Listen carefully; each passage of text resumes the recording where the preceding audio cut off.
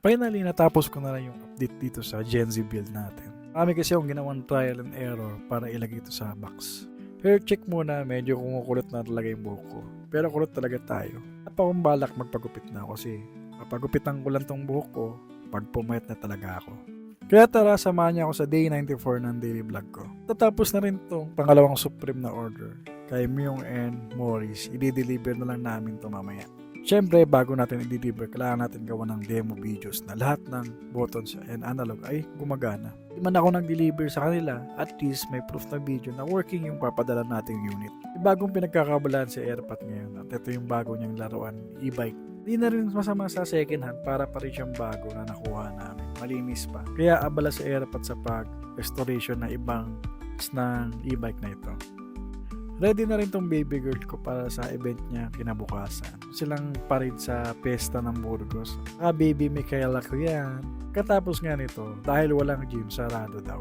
Isipan ko na lang silang yayain. Maglakad kami dito sa Oban. Hindi man tayo nakapag-workout ngayon, pero nakakapaglakad tayo at nakapagpapawis. Medyo malaylayo rin yung na-parkingan namin kasi puno talaga dun sa loob. Hindi na rin yung mga chikiting may dalang bola at badminton racket. Pasok ko nga pala, mayroon silang notice na 5:30 sila magbubukas ng hapon kasi sarado sila na bandang alas 2 hanggang 5.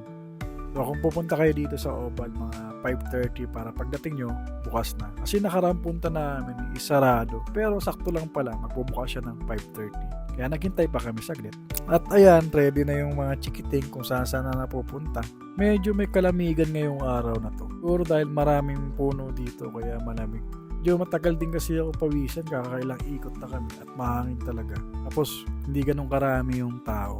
Basta ang importante lang naman sa akin is ma-workout ko yung katawan ko everyday. Hindi man tayo nakapag-gym pero nakakapaglakad tayo.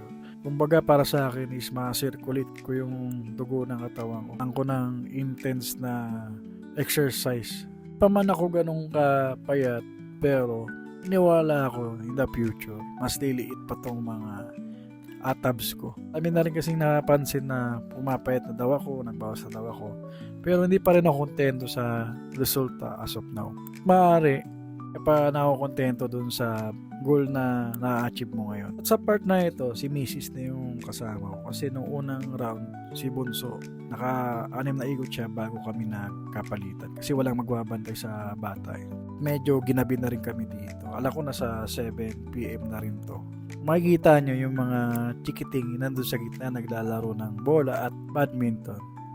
Ako naman tuloy-tuloy pa rin ako sa pag-ikot dito sa oval. Kailangan ko kasi maka 10k steps or 7 km.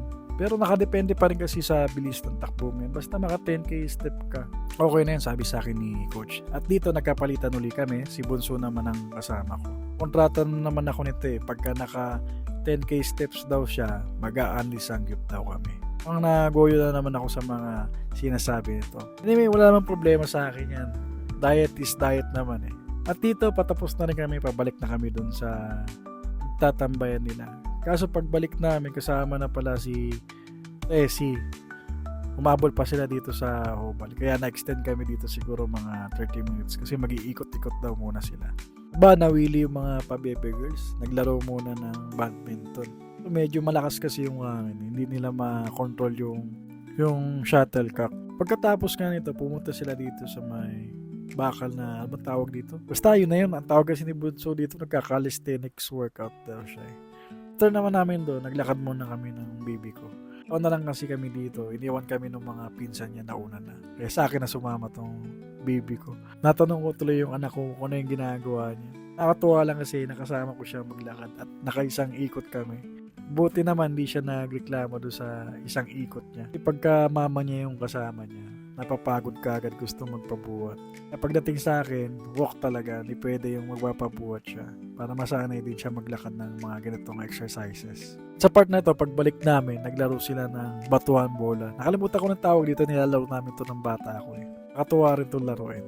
And after nito is pauwi na rin kami. Nagkayayaan na kami dun sa request ni Bunso. Punta kami dun sa may Piggy Wings sa may San Jose, Montalban. Ito na yun, nakarating na kami dito. OMAD meal naman ako. So 1 meal a day. Okay lang din sa akin. O rin kasi kumain talaga ng beef lang or chicken. iniiwasan ko yung pork. Then sasabayan natin ng gulay like lettuce kung ano yung merong side dish na gulay nila. Medyo may kataasan din pala dito bago ka makapasok at maka-entry sa kanila. Kailangan mo muna mag-exercise ulit. Ayos din naman dito, malawak, hindi rin ganun karami yung tao. Siguro dahil alanganing oras na rin kami nakarating mag-aalas 9 na rin ata. At ang daming klase rin ng flavoring ng chicken at pork.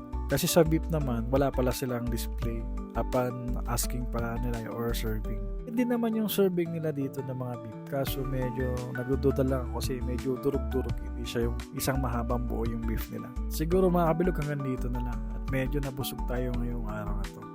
Kaya kung na-inspired ka at natuwa ka sa mga content na ina-upload ko, baka pwedeng papalo naman tong page ko or YouTube channel ko para updated ka sa mga next videos na ilalabas ko. See you! Bye-bye!